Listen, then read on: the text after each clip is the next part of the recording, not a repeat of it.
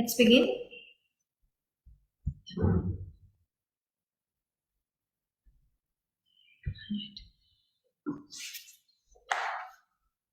Hello, everybody.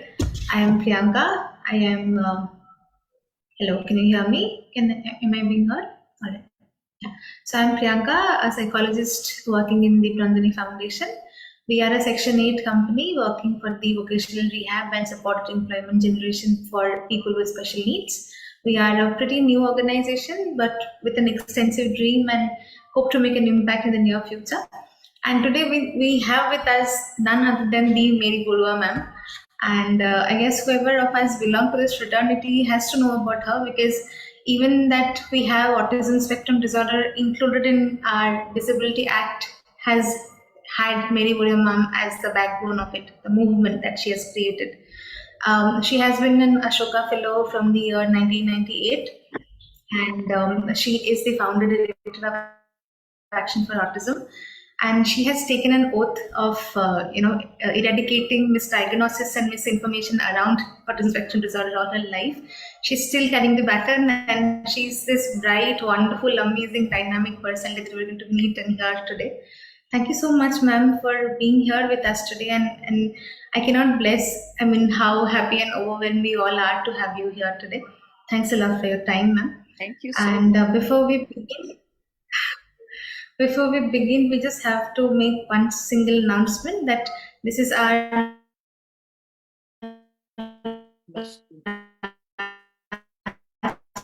webinar for the series of In Conversation. I lost you. Am I there? Yeah, you're there. It might be my internet. Okay. Yeah. So just a little announcement that since we are closing to the 10th October, our mental health day. So we are planning our next series upon mental health issues and strategies. So we'll keep the audience posted on that. So ma'am, stage is yours, and to conduct it furthermore from here, I request our dearest founder, Dr. Amita Panda ma'am, to take it over from here. Please ma'am. Thank you so much. Hello. Hi. A very warm welcome once again. So it's absolutely our pleasure to have you here today. It's an honor. And thank you so much for saying yes for this webinar. Thank you. Thank you for having me. So, ma'am, to start with, I'm sure, I'm particularly very much interested. I'm sure everybody on this forum they are equally interested to know a little bit about your journey as a professional, okay, as a professional in the field of rehabilitation. Okay, so you want to start with that about my journey? Yes. Okay. So, I got into the field of rehabilitation quite by, I wouldn't say accident, but choice, but it wasn't a pre-planned, it hadn't been pre-planned. I was in a completely different field, and then my son got a diagnosis. And I thought, I didn't, of course, know what autism was.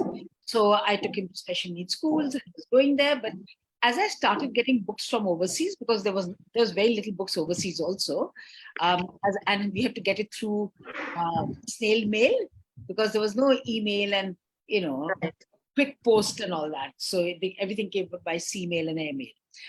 So as I started reading, I realized that our understanding of autism was very mixed up, and that we were very confused about what autism was. I mean, all over the country and many parts of the world also, it was just seen as another kind of intellectual impairment.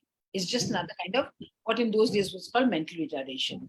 There are completely different ways that the brain works and the experience the world wasn't there. So then as I started reading, I started creating awareness in the community. And so I did a lot of that before I actually started. And then I did a home program with my son for a year and a half, where I just worked with him intensively at home. We didn't go out very much at that time. And then there was this other young girl who was brought, and the family said, if you could help her. So that's how the little school in my house started. I said, it's just an experiment. I don't know if I can help her. I don't know if what I did with my son will help her or not, because you can't make those presumptions. So, but it did help her. And then another little boy came, and then somebody gave us a space, and then another young girl came to say, I want to train as a teacher. And that's how I got into the field. And initially, a lot of the things that I did are stuff that I developed myself. And because there was very little in education for autism in those times. And a lot of those things are actually stuff that is very much in use now, like the calendar we kept telling people about, and multiple things. And then, of course, I struggled for 7 years before I got the RCI to start a teacher training in autism. And I was a part of the people who wrote the curriculum. And after it was all done, then I also did the course, just to have that thing so that RCI couldn't say that you don't have any training. So Right. I was a part of the curriculum writing, a part of the development of the whole course, and then I participated in the whole course also. But I did go overseas and do a couple of small trainings. I did that also. I did some short trainings. And a lot of it was self-learning and learning really from autistic people, because we've had autistic people on our team as colleagues from 2009. So they have been our greatest teachers, to be honest. So in brief, that is my journey. Yes, and that's a very long journey. How many years it has been, ma'am? I started about 38 years back. Yeah, 38, 39 years. And were there any special school or any such center catering to autism separately in India at that point of time? No, there were lots of special schools. There were schools for the blind were everywhere. That's a really advanced area. There were schools for deaf kids. There were schools for kids with intellectual impairment. Some of them had a few autistic kids. So I started Open Door in 1994. That was the first autism specific school, which meaning that everything was directed to support autistic people in learning. Right. And ma'am, I can't stop myself asking this question. So when you were working with your son, and autism was not considered as a separate kind of special needs during that time. So as a mother, because you mentioned you belong to a completely different profession. So what prompted you, what made you feel that this is something very different? Oh, that's because, the books I read, I got Lorna Wing's Guide for Parents. And that was one of the first that I used to get the Advocate magazine from the US, Communication from the UK, and a whole bunch of other magazines, not a whole bunch, there were just a few. And when I would read those, I began to realize and see a lot of the things that they say did not seem to fit my child, right? So there was this thing that, there's a challenge in communication. So when I would speak to people who were in the area of special needs, they would say, yeah, ye to baat nahi kar sakta hai. But I knew it was something more than that. I did not have the insight because there was no internet or anything to give me that insight. But I had the insight to know what it was that was different. But I knew there was something completely different, which I couldn't put my finger on. And in time, I realized he never makes any gestures. He's never said yes or no, ever. Still doesn't actually, because he's, more what used to be known as classically autistic. He never looked at me. I saw other kids with learning, developmental disabilities, kids with Down syndrome. My son had, mercurial eyesight. Like when we were kids, we used to play with mercury. I don't know if a thermometer broke. Very dangerous thing to do. But in our time, we never knew it was dangerous. So we tried to catch the mercury. You never can. And my son's eyesight felt like that. I could never get him to look at me. I first got him to look at me after I did a training overseas and started my home program. And then I made it really fun and silly and everything. And he started looking at me and started loving it and has not stopped since then. So, those are the things that told me it's very different. It's not just intellectual impairment where you're a bit slow, right? It's much more than that. And it's very different from intellectual impairment. Very different, completely different. That whole understanding took me a long time because there wasn't much in terms of literature and all that. Even when you read the literature in those times, what was the earliest ones I read? Anyway, I can't remember. Autism by who's that researcher with a 3-letter surname? And never mind. She was one of the leading researchers in those times. And but just reading it, you don't understand it with the depth that you can understand now with all the literature in simple, clear language that is out there now. Right? That wasn't there. Absolutely. I mean, we couldn't reach out to the world that way. Now it is so easy. Yeah, now it is easy, and it's easier to understand autism, a little bit easier than it was before.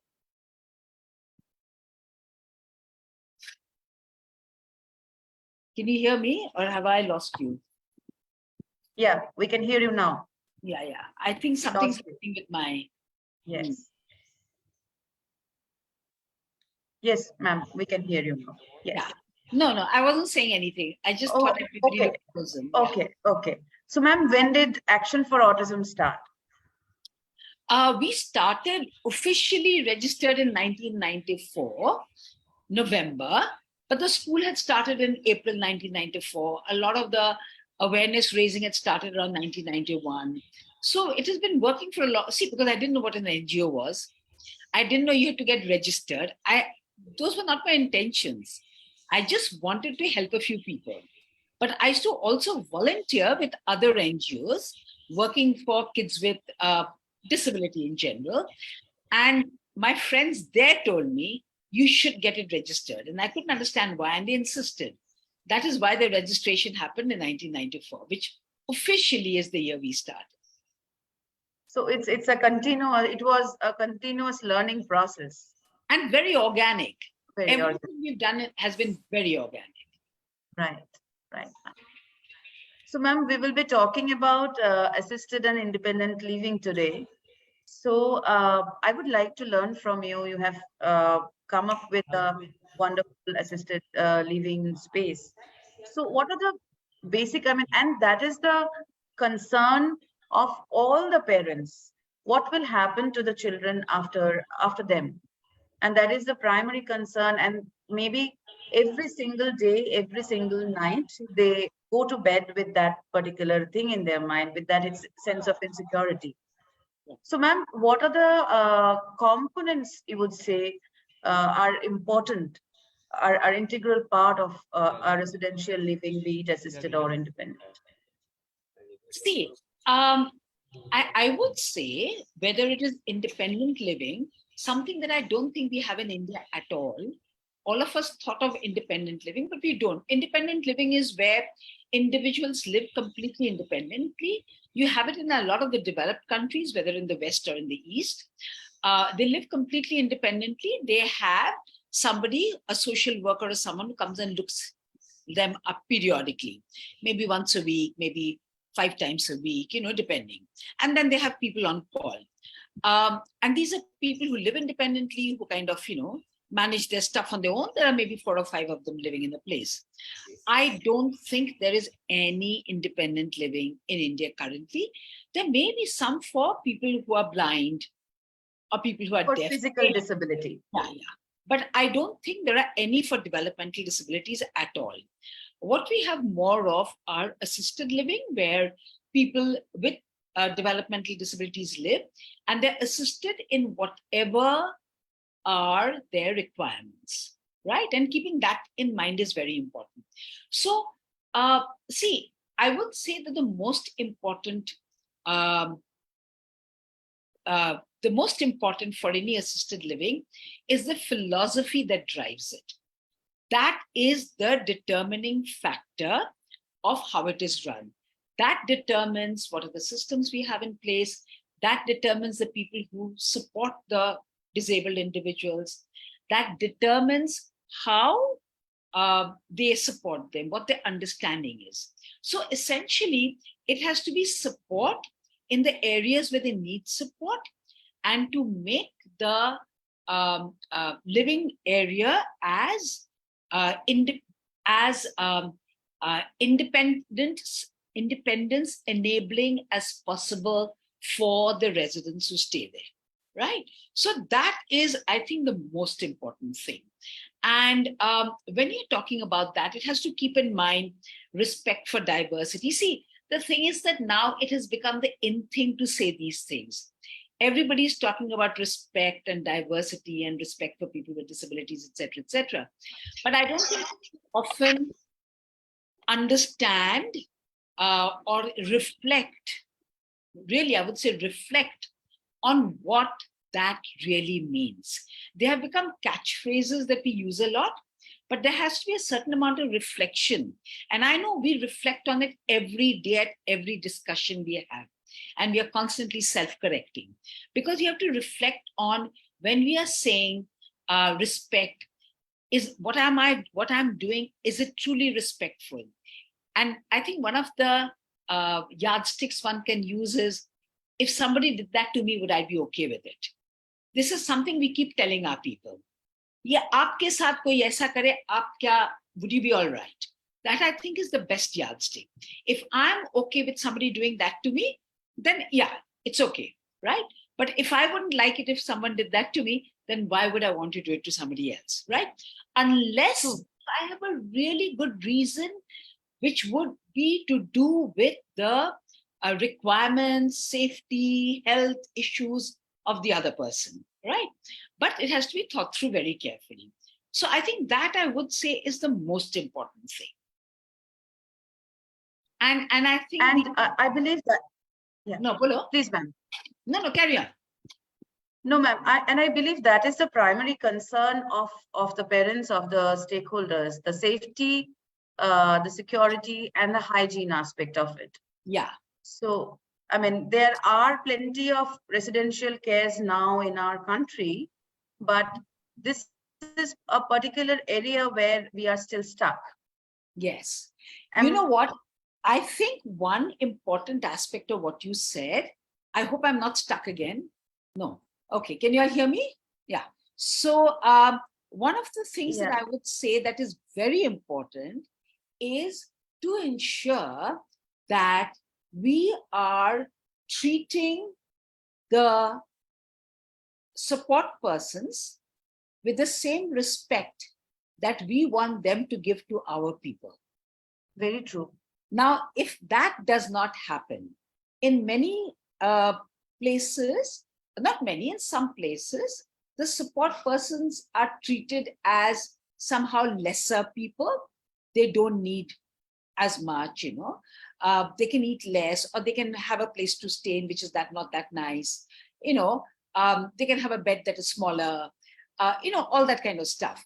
So the minute you make a discrimination, then I'm teaching the support people that discrimination is all right.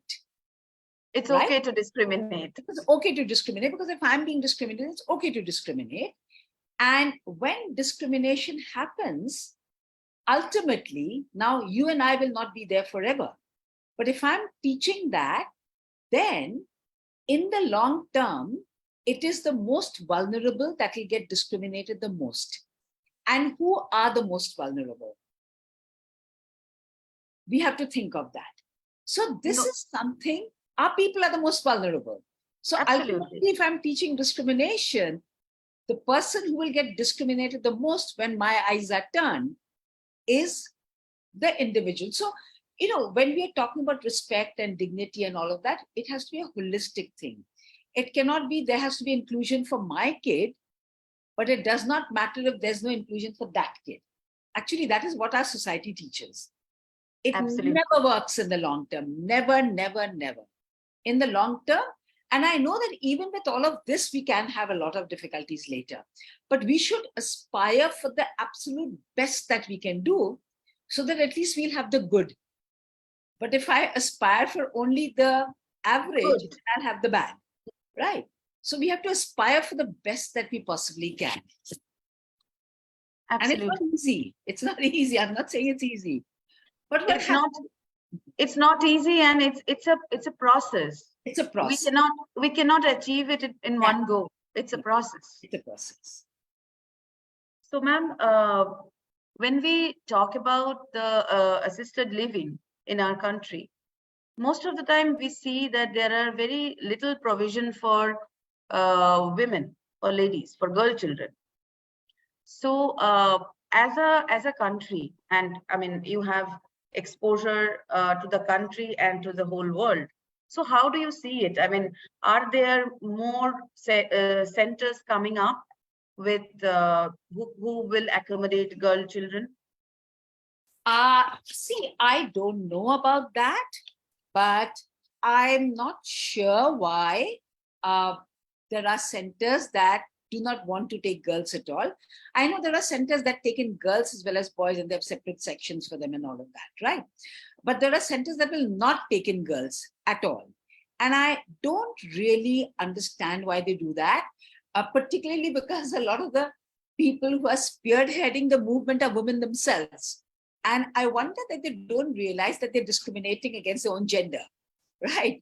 So, can you all hear me? Yes, ma'am. So Yeah, I don't, and perhaps they don't realize that when they say we won't take women, we are discriminating against our own gender, right? absolutely. And I don't know if there are any coming up specifically, at least for autism, for women. I know there are some for intellectual disabilities that are only for women. There are.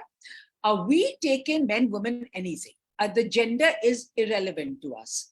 If we have a space, we'll take you in, right? We do not, also, I have to mention this here, we do not have men and women living separately, because we feel, because the way we have it is we have an apartment which has bedrooms, and it could have a woman living there, it could have a man living there, because we feel homes have men and women both. They are not unigender. No home is unigender.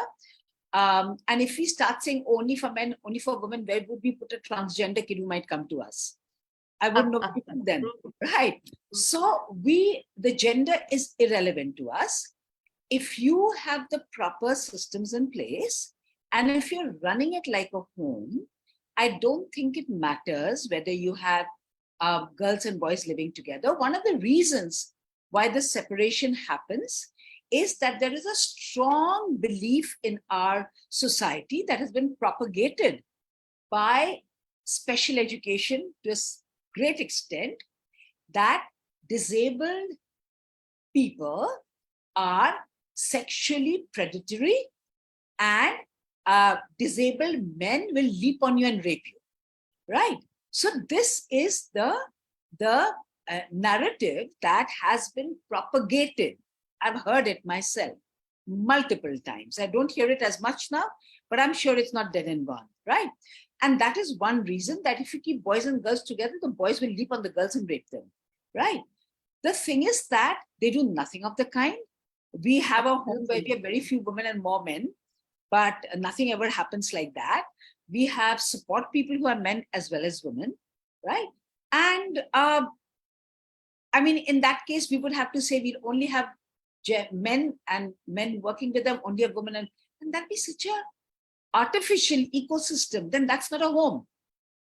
Homes are like that. When we talk about our homes, so they're not like that.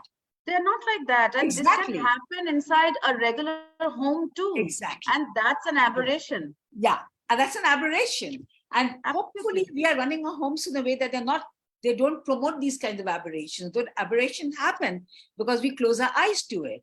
And when we create a place where it is only men working with men and only men living there, that's a very artificial space to be living in, because that's not really what a home is like.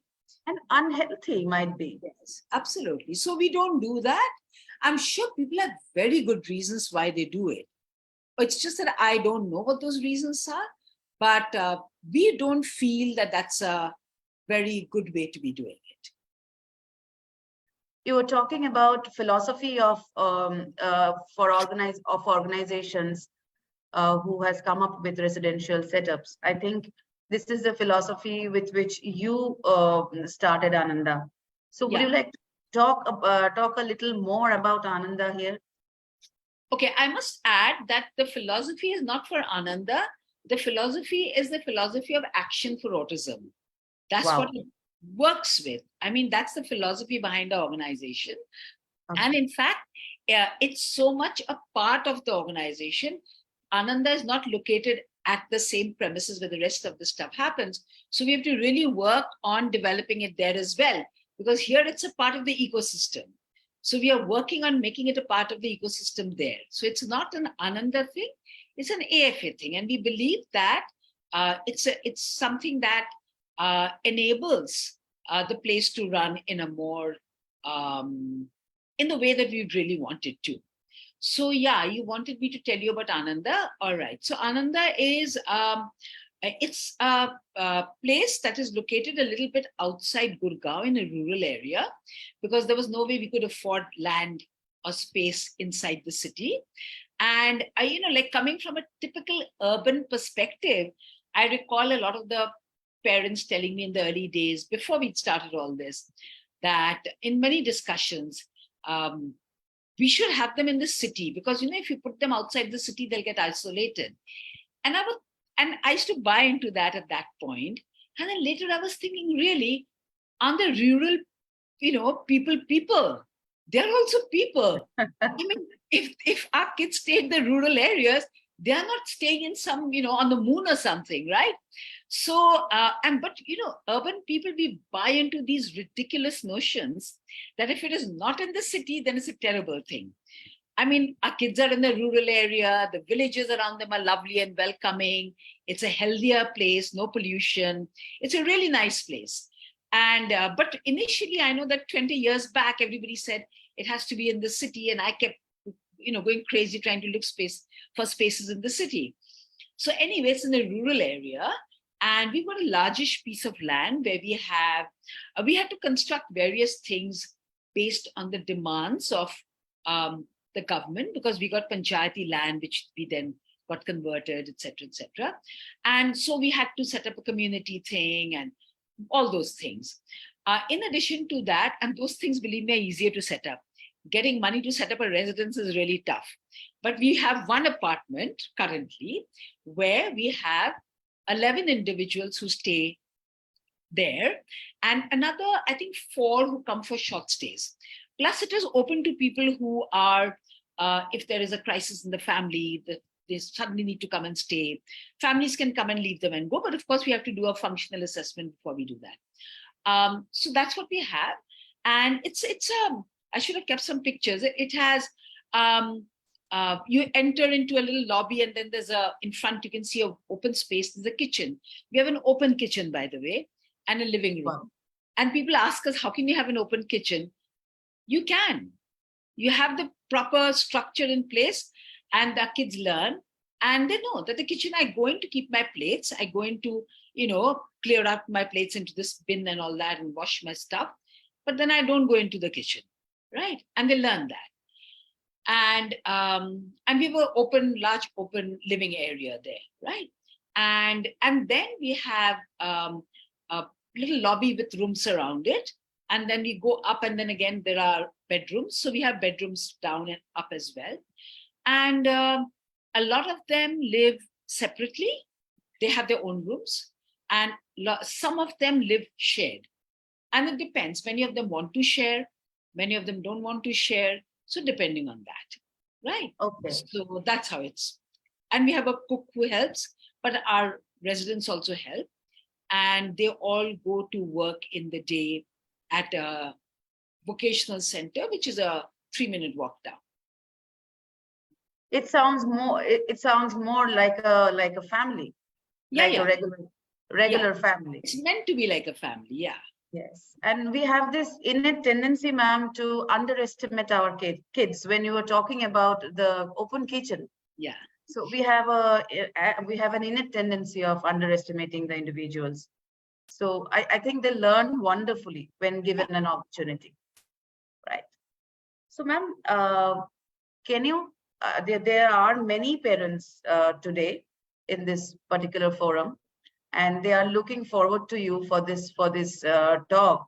So can you talk about some of the residential setups that you came across in India where parents can look forward to? There are many residential centers now in India, many, right? There are different kinds. Huh? And see, the first residential center not for autism, for intellectual disability started many years back.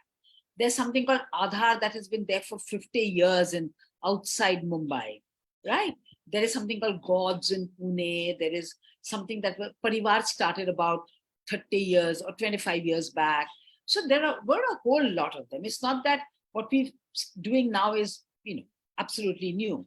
There is something called Arunima that started for people with autism, right? So there are a whole lot of them. And there is Ananda. But they're all very, very, very different. So there are some that are like what we run, where there's an organization that has set up something. Us is a parent organization, and we've set up this whole thing. And we don't have parents living there, right? We have only autistic individuals living there. We will have space, which is going to be there very soon, for parents to come and see, because we have parents from out of station as well. And in the long term, so let me just add this. Currently, we have one apartment. The plan is to have 3 such apartment blocks. We are kind of opening up a second one, and we have to raise funds for another one, right? And they'll be independent homes. So they can be visiting each other and stuff like that. And the thing is that our plan is that every family who has a young adult staying at Ananda will have to commit to come and stay at Ananda for 2 weeks in a year. Okay. Right. Because when you are running the place and you're there the whole time, and whoever the team members are who are doing it, sometimes you keep seeing something for a long time, you miss the nuances. Right. Right. But if you have a fresh pair of eyes coming and looking, they will make comments that you may not have noticed. So that is one of the future plans that we have. So we will have space for visiting parents to come and stay. And if there are later any parents who we know are really involved and stuff like that, and we may ask them to stay there. So we will have a little bit of space for parents to stay. But there are a whole bunch of other places that are where parents have got together and they have created a space. So in one place they all live there, their apartments are there, and the other space where the young adults stay, right? And they're all different kind of models. We feel this is the one that we want to do. We don't want this whole thing, because we sometimes feel if parents are there, then not every parent is able to distance themselves from their child. Right. And that's a reality. If you don't have to be an autistic kid or a neurotypical kid, every parent has that difficulty. Thank you. Right. And so if they're all staying there, then, and I've seen it on some of my visits, that some of the parents can be really, what should I say, over, what's the word I want to use? I don't want to, so some parents they kind of step back. Okay, some parents get very much in your face. So that is something that will happen if all the parents are, unless they make it clear this thing, that this is your work, this is my work, this is what we're going to stay in, stuff like that. So it makes it a bit complex, but a lot of them are parents staying there, and quite a few of them are also once parents, like the one Parivar started, parents don't, at least I don't know if it's changed, parents don't stay there. Only kids with intellectual disabilities stay there, right? Arunima's like that, Alap is like that. I know Aadhaar is like that, Gods is like that. There are a whole bunch of others that I can't remember now, that they're all like that, right? And so is Ananda, that we are separate. So, ma'am, when we talk about these different models of residential care, you just mentioned about the model of parent being together with the kids, and you use the word that not every parent, respond to the sense of distancing in the same manner. So, ma'am, I would like you to, because I have faced this a lot while talking about residential cares. So I really like you to talk more about this need of distancing, because most of the parents, they feel really insecure, and they feel that they will miss out on their time with the kids, and they feel that the kid will be deprived. So, ma'am, if you can talk more about this importance of distancing. So, let me just write down something you said. All right. So, the thing is that, you know, when we have a kid with disability, earlier it used to be with physical disabilities also. That has changed now, but it is very much there with developmental disabilities. We somehow do not see our children as ever growing up. In our minds, they remain an eternal child. Now, I have to keep in mind that in Indian society, your child remains an eternal child, especially if it's a son. The daughter is expected to grow up and mature. The son is expected to remain, bacha, amar baby, আমার সোনাটা খেতে না খেয়েছে না খায়নি. At 30 years age, the 40 years age, the mothers are doing that, right? So the eternal childhood thing is a part of our society.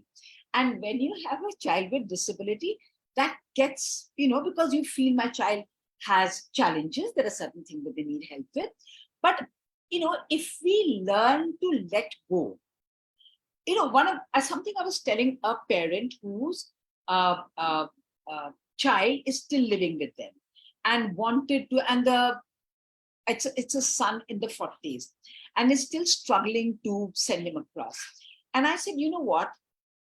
If you want to send him across, the more you hold it off, the more he's getting used to that life. It's like, now at my age, if I have to move home, it drives me nuts. But when I was young, I moved 12 homes. It never bothered me. I moved from this house to that house. Transitioning is much easier when you're younger. The older you get and more set you get in your ways, the harder it is to transition. And remember, autistic people have huge challenges with transition, right? Now, if I am not helping my child transition, I'm not saying send them off when they're 18, right? But send them for short stays. Send them when they're 20, send them when they're 25, send them whenever you think you want to, right? But do it with the decision that I want to let go now. On the one hand, you say, oh, আমার সঙ্গে যখন থাকে এত মুশকিল হয়, I can't do this, I can't do that, এটা করে ওটা করে. At the same time, you can't let them go, right? Now, if you can't have both, either let him go to a place where he's happy, and believe me, when they go to a group home, and most group homes are well run, and I can speak from my experience, I won't speak for everybody, but I believe everybody's doing a good job. My son, he was always very happy at home, and he was pretty old when he moved out, right? And he decided to move on his own because he would go to Anandavit, because I wanted him to make that decision. We keep telling parents, do not force them to come.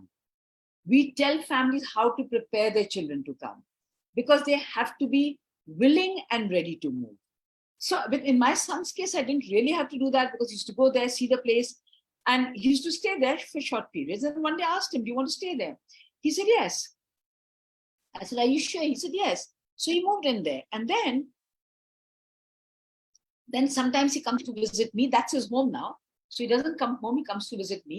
See, terminology matters. Absolutely. So if I say he's coming to visit home, then that is never home. True. That is home. He comes to visit Mary, right? So when he comes to visit me, and I put in his calendar how long he'll stay. And then when those days are over, sometimes I ask him, do you want to stay some extra days? He said, no, I want to go back. So that tells me whether he's happy or not. Very true. But I do know one parent who used to get very bothered that the offspring wanted to go back. Now that is something the parent will have to deal with herself. Why do you see this as a challenge? This is not competition. This is your child's happiness. And if your child is happy to go back, maybe my son is happier there because there are more younger people there. He lives with an old fogey otherwise, right? There are more people his own age, right? Not because all the residents are his age or disabled people. Some of them are younger, some of them are older. But together with all the support people and all, there are more people who are young. So maybe that's the reason why he likes it. Maybe because he gets a lot more structure and predictability there, then I can give with the kind of life I live. I'm constantly traveling, constantly, not here. So he's probably getting all the things that he needs that I'm not able to provide to the extent that he needs. And he's happy to go back. So that makes me feel happy. I don't feel upset about that. I'm happy about it. And I keep telling parents that I won't say we all, because we have a wonderful team. We keep telling parents that, look, we know that it's hard for you. We know it is hard to let go. But you want to think about your child. You want to think about how do you want, see, one of the things parents say, he or she can move after I'm dead. So I said, first you die. So there is one trauma. Sure. And then you move them out of the house for a second trauma. Why don't you just move them out now? So the distancing is there. So when you die, it will not be as traumatic. When you're living far away, the trauma is not as much as when you're living together, right? So, so these are the things we tell parents and try to help them understand. And ma'am, I believe that this is not just about the special needs parenting. It's true, as you mentioned, it's true. It's predominant in our culture. We are not ready to let go even when our son or daughter, they are married or they have their family, or they want to start something on their own. To work. Absolutely. Absolutely. Absolutely. It's still a big thing in our society, right? So I'm talking about different residential cares that we just discussed now. I'm very interested to understand, to know, is there any facility in India for the socio-economically backward families, particularly for girl children? And I shouldn't be gender biased, but those who accept girl children. This is a very, very, very important question. And in fact, we were having a discussion about this with some people the other day. The thing is that there are almost nothing for the economically disadvantaged, except for what is run by the government. And one of the reasons is that, and in fact, I was talking to a funder, why it is important for funders to support places so that people can support economically disadvantaged people. Because I have to pay my people well. If I don't pay people well, we are giving them they won't deliver. Yeah, they won't be able to put an effort. So we have to be able to pay them well. If I'm going to pay them well, where is the money going to come from? I have to get it from the families. Now, if I'm taking money from them and paying them well and paying for the living costs of all my residents, all the support people, and all the other incidental costs and everything that happens, right? Power, electricity, etc., taxes, etc. The thing is that you cannot. We have, of course, I have to say that in all our services, we have a thing of a sliding scale where we support people from economically disadvantaged backgrounds. And we will support in every program, we will support up to 30%, right? But it's not easy for us to do it, but we do it. If one is not doing that, then it's very hard, which is what I was saying, the grant-making person, then how do you expect a private organization to support people from economically, and we have no difficulties, we don't have this thing that I'll only get well-to-do people to stay with me, right? We will have people from different backgrounds, but we got to have the resources to be able to support them. The only places that are there are segregated ones, of course, they're all segregated, are run by the government. And if I became disabled for any reason, I would say, please never put me there. Ever, ever, ever leave me wherever I am. They are very sad. We have been involved in, as an organization, along with other organizations, in trying to bring about change in some of them, but it's been very hard because, I was talking the philosophy, and I'm not, see, the people who are running them, they're not bad people. but they come from a perception that, they are not really human. In fact, I had, and I'm quote unquote, somebody who we interviewed my organization. We were doing it for another organization and interviewed. And this is a person who's worked in a government setup for a long time. And he talked about people with intellectual disabilities as, ye to mass hai. Like they're pieces of flesh. Iska koi samajh nahi hai. Iska koi feelings nahi hai. So that is why. And he was actually not a bad person. He was not a bad human being. But Ignorance. the perception, if that is the perception, obviously, the way you're going to look after people is you will not treat them as human beings. You'll herd them all up, take a hose of water and bathe them all together. Right? So there are, but they're really sad. And I don't know how this can change or who would change it or how it can be done. I have no idea. Yes, ma'am. And I believe is a same with when we talk about, I would just deviate a little bit from residential care to having a family, like having a safe place.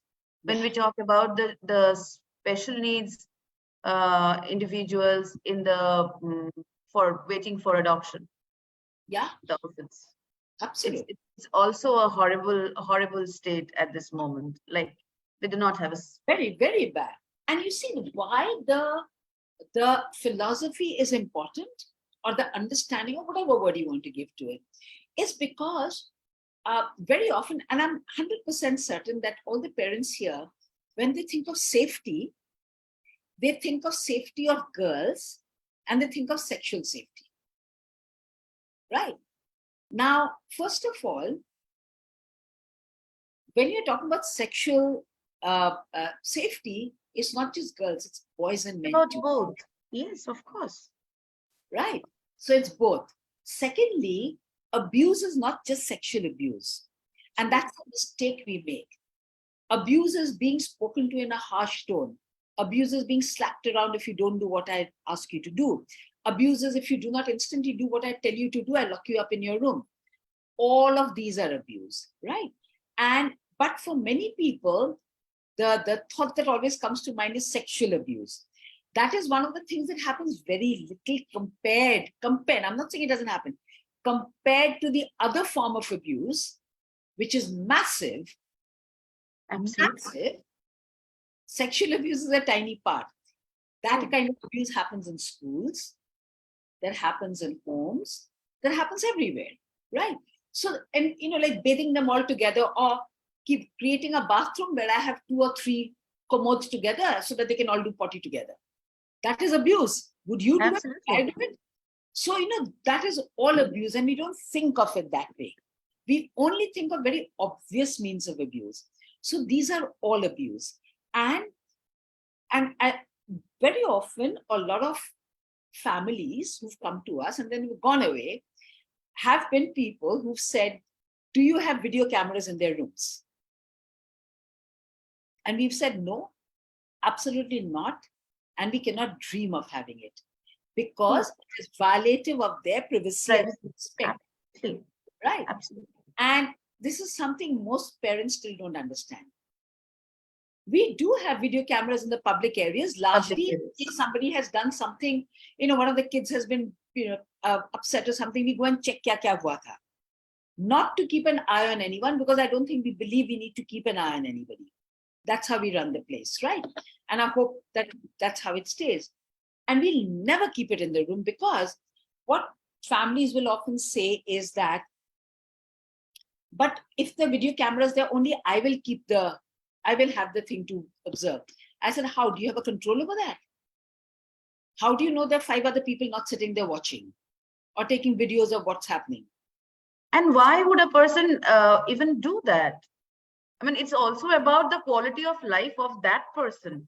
So to think that I can sit and watch my youngster having a shower, undressing, dressing, masturbating, I can sit and watch all of this, or keeping himself occupied by just standing in one place and flapping. That is abuse. That is abuse. That is abuse. And the other thing that I tell families who come and say this to me, how many places will you put the camera in? Will you have a camera under the staircase? Will you have a camera in the corner when the staircase turns? Will you have a camera in the car when they're going out to keep an eye? Where will you put the camera? Either you trust the place to be such that nothing like this can ever happen, or you don't trust the place. No camera is going to protect your child. Absolutely. CCTV camera cannot guarantee safety, can never. And ma'am, when we were talking about abuse, so I was just wondering, do we really care about abuse, or we are more concerned about unwanted pregnancy? Because that is a concern to everybody, right? Absolutely.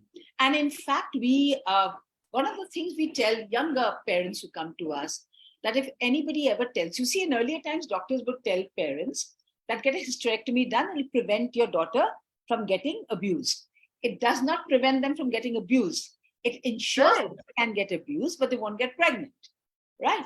So we tell parents, never do that, because if your daughter can learn to go to the washroom and urinate 5 times a day, why can't she learn how to go to the washroom and change her tampon or her sanitary napkin or whatever, twice a day?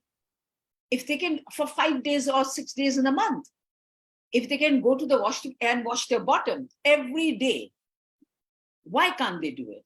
So we of course, nowadays parents don't, but still there are some parents who don't know, who've been told by this thing. And I think parents should stop worrying about their daughters getting pregnant and start focusing on ensuring this is a place where nothing will ever happen that is abusive of the child. Instead of looking forward to the centers, to the individuals, to the other parents and to other students, that they will do everything very properly. Yeah. If every individual can come forward and contribute to this process, things can be absolutely different.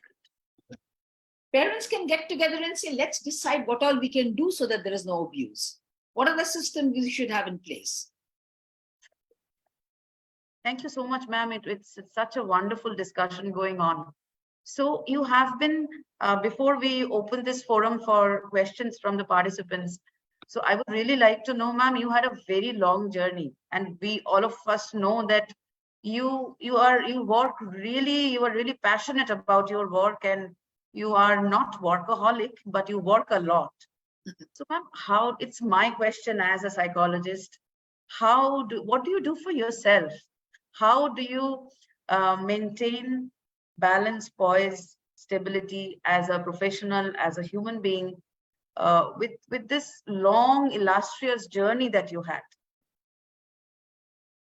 I don't know. I don't know what I do. I know that I love what I do. That's one thing. I love it. So I think that helps. The other thing is that I've always been very, I would exercise and do things like that. I still read a lot. Nowadays, I don't get much time to read, to be very, very honest. And as I've gotten older, I find that I've become very impatient. So I have to work on that. My colleagues keep telling me, you're getting impatient. I was, as an individual, a very impatient person. But I worked on that once I started working with my son. And I became completely chilled.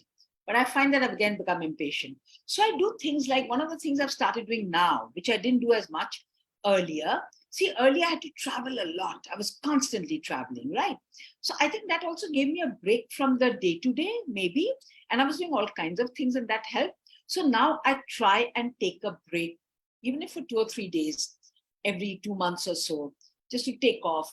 I have a small group of friends, all women, who I meet up with, maybe once in 2 weeks or once a week, if I can.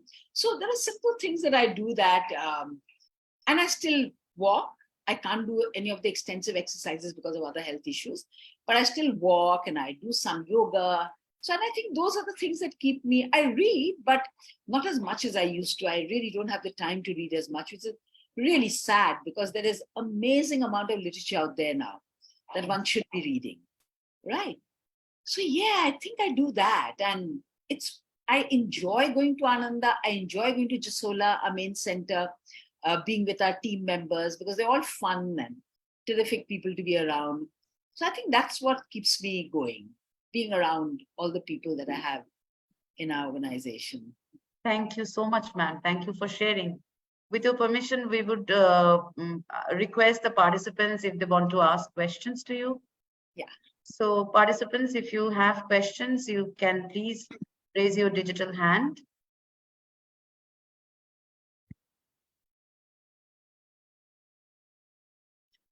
Yes, Priyanka, if you can Ma'am, unmute we yourself. have a few questions from the participants while they were registering. Can we ask them first? Yes, of course. Yeah. So, ma'am, one of our participant asks us how to seek high support assistance from the government. Like, do we have any scheme or do we have any way of getting into the homes, even if they're sad, if somebody wants to go for it?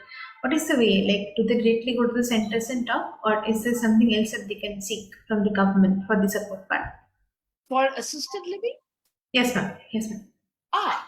See, there are government places for which are not really great, and the rest are all privately run, either by a not-for-profit, a parent group or a professional group, or a bunch of parents got together.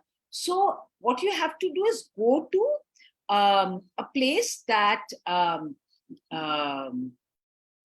and meet the organization. So I know that in Bengal, there is something called Anandam.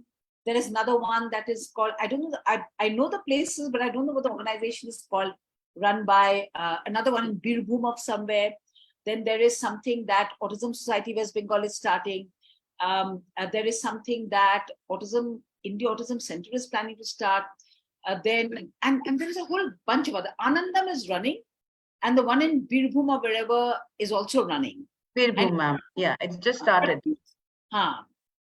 No, there is one that has been running for a while. Then there's a third one, that means. So these are already run. I have the contact details. So the Birbhum one will be interesting to know. I don't think then I know about that. I know about Anandam. And Birbhum one will be good to have if you share with me the details. Yes, ma'am, of course, I will do that. So there are it's close to Bardhaman. Okay. So there are already ones there. So what you have to do is approach the people, and there are still spaces in many of these places, and ask them to register, your child, your son or daughter. So that's the way to go about it. And ideally, you want to go to a place near you where it's easier for you to visit and stuff like that, because you would want to visit your child periodically. Ma'am, I think the question was more focused on the fact that are there any government grant or government schemes to start an assisted living space? Right. So if you have an organization that has been running for, I can't remember now, 2 or 3 years or something, there is under the National Trust something called the Gharonda scheme. Okay, Gharonda. So if you go to the National Trust website and look at schemes, you will find something called the Gharonda scheme.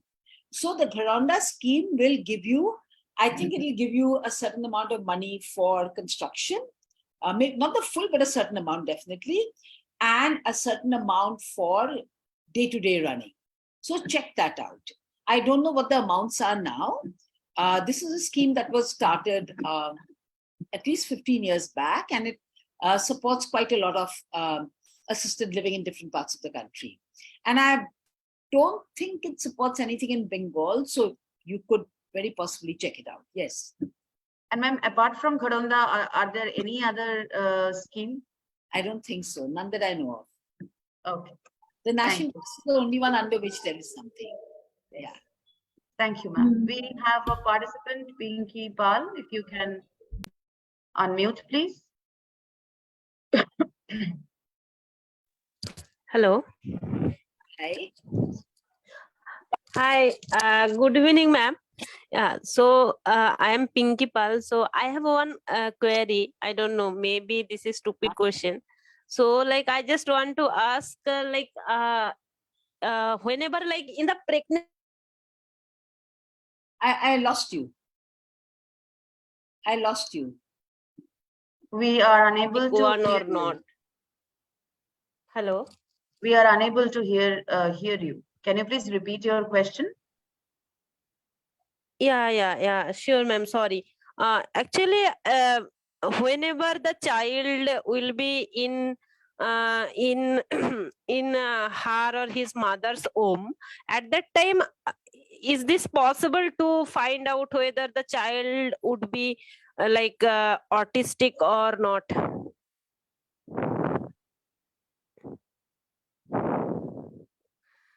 Okay, no such equipment is there.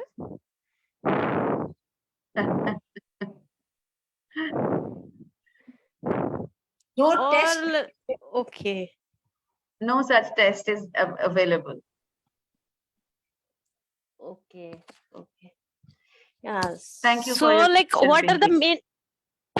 main causes, like what are the main causes that can Nothing causes autism that you have done. Okay. You have not done anything to cause autism. Your family hasn't done anything to cause autism. None of those things causes autism. Right? Thank you so much. Thank you, Pinky.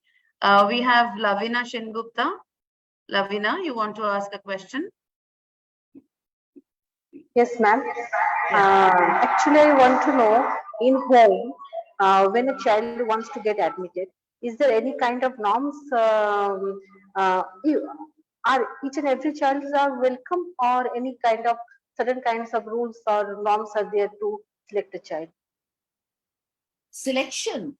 See, I Yes. think different residences have different rules. I wouldn't know. You'll have to check out, right, what the rules are. Usually, I don't know. There could be some. Some places have no rules. They will just do a assessment and take the child in. If you can meet, all the requests they have of payments, this, that, etc. But no selection. But yes, a lot of places do have selection.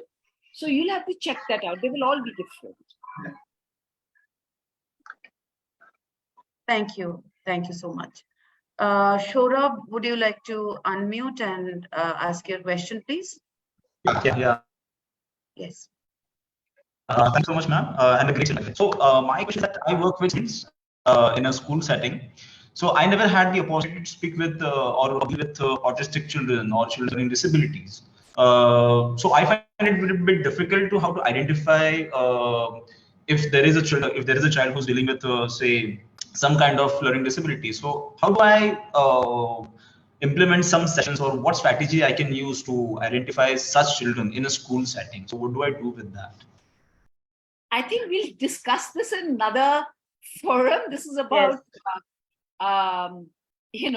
It's about a complete webinar or seminar training. Okay. Keep an eye on our Facebook page and on our website. We have workshops on all of these aspects, and you could, come and attend. We do stuff on diagnosis. We do stuff on all of these things. So just keep an eye on it. Sure, ma'am. Sure. Thank you, Shorab. Sure, absolutely, ma'am. Thank you so much. Papia, would you like to ask a question? Yes, ma'am. Ma'am. I'm in the middle of a webinar. Thank you. Sorry. Yeah. Hello, ma'am. Yes. Hi. Hi, ma'am. Ma'am, there is any rules for caregivers for home supported home or residential care? मतलब हम लोग क्या registered किसी care giver को ही रख सकते हैं, या फिर रजिस्टर्ड नहीं है ऐसा कोई भी as a caregiver? Yeah. There's no rule. So, say for instance, the people we have people who have, we look for why they want to do it. So we have people who have just passed out of school. We have people who are graduates. We have people who are postgraduates. We have people who have studied psychology. We have some who are special educators. But No, there's no rule like that. Oh, thank So you. there is no such rule in our country as of now. And essentially, we look for people who want to do it because they're finding it interesting and this is something they want to do. So we look at the person, because sometimes you can get somebody who's got all the qualifications, and there really isn't any qualification as such now for assisted living. Right? Yes, ma'am. Thank you. Thank you so much. Thank you. Devjani, you want to ask something? Please unmute.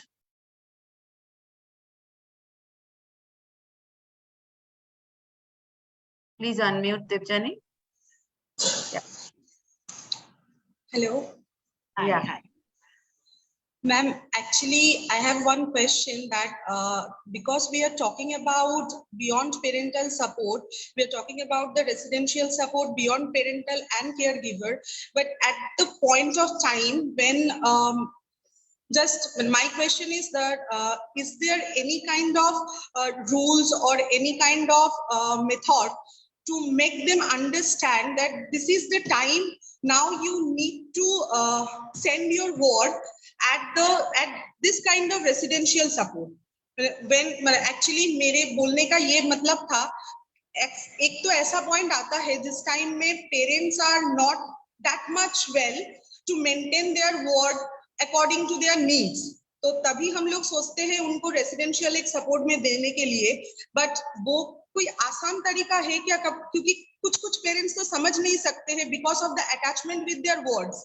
तो उस time में हम लोग कैसे parent को motivate करना या parents को समझाएंगे कि ये टाइम आ गया है, आपको उसको छोड़ना पड़ेगा, एज वी आर प्रोफेशनल इस जगह पे इसको रखना पड़ेगा. तो वो मेरा एक क्वेश्चन था जानने के लिए. So, it's very hard for a parent to make that change, right? Because always लगता है कि जितना दिन हम अपने साथ रख सकते हैं.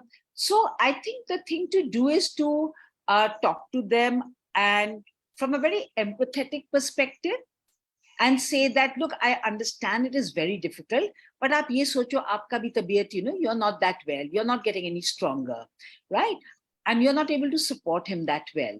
So I'm only saying this because if he or she goes there, he or she will have a better life, will have the support that they need. What we don't want to say is that ये आपको करना पड़ेगा. Because the minute you say ये करना पड़ेगा, and my back has gone up. You have to make it that, if you did it, it could be, sorry. कुछ parents को तो समझाना बहुत डिफिकल्ट हो जाता है. When the minute you say you have to do this, it will never work. It will not work. You have to do this doesn't work. Not with our kids, not with their parents, not with your team members. Not even with us. Not even with us. Right? So if the minute you say you have to do this, ye karna hi padega, it doesn't work. It's much better to be very empathetic and help them slowly they can't do it overnight. It cannot happen overnight. It's a too strong an emotional bond. You have to give parents that time to make that shift. And see, for a lot of the young people, in their head also, like, acha hum nahi chhod ke jayenge. So there's preparation required for them also.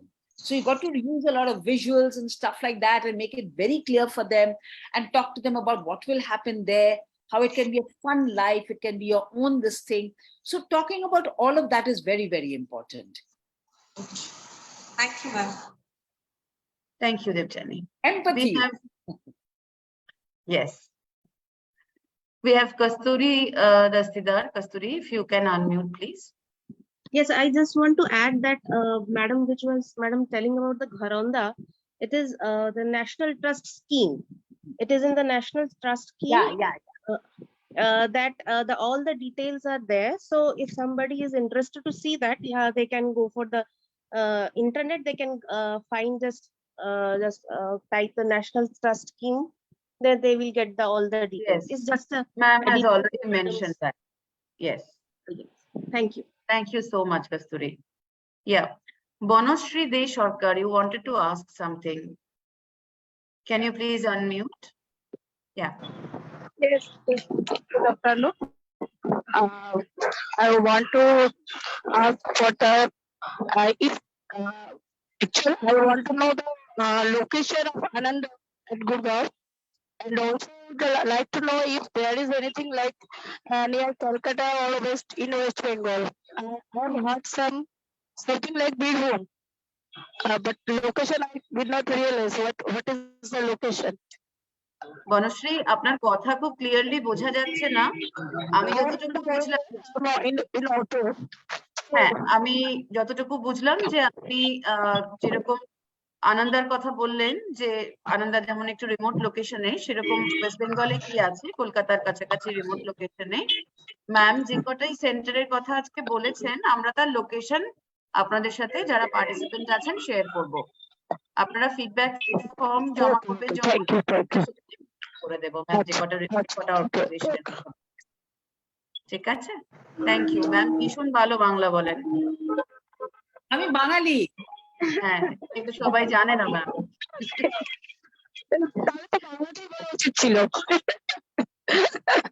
Okay, okay.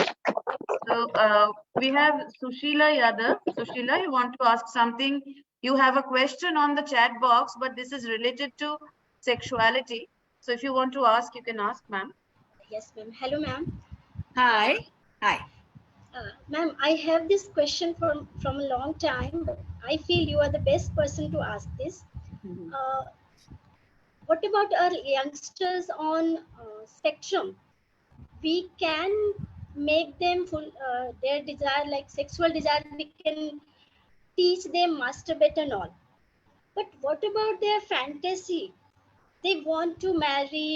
Sometimes they feel this and they express that they want to marry a particular person.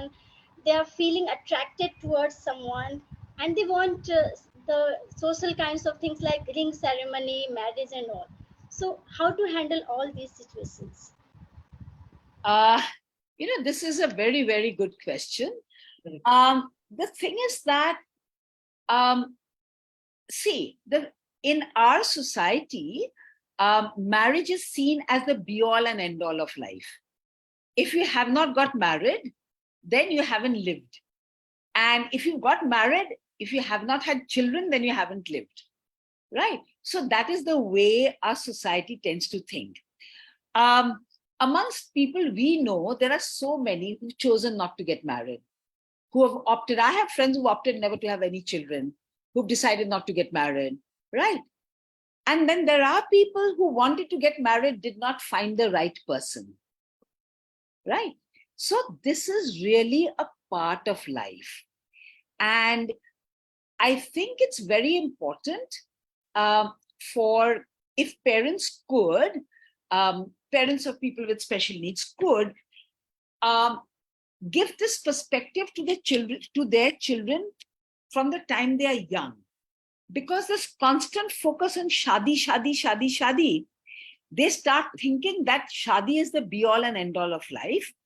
And for a long time, till about, I would say, 5-10 years back, most of our movies were about shadi and dressing. And shadi meant dressing up, dancing around trees, wearing nice clothes, getting lots of presents.